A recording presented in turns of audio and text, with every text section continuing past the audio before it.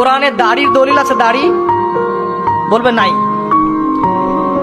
কোরআনে কোথায় দাড়ির দলিল আছে বলেন তো দেখি, কে বলতে পারবেন? কঠিন প্রশ্ন। 500 টাকা পুরস্কার দেবো আমার পক্ষ থেকে, জান। যদিও 500 কোনো টাকাই না, টাকার মান দিন দিন কমছে। কোন সূরায় দাড়ির কথা আছে কে বলতে পারবেন? আলেম ওলামা বাদ, তারা তো পারবেন। আমরা সিভিলিয়ানদের জিজ্ঞাসা করছি, কে পারবেন বলেন? কোন সূরায় দাড়ির কথা আছে? দাড়ি কোরআনে একটা জায়গায় দাড়ির কথা আছে, কে বলতে পারবেন?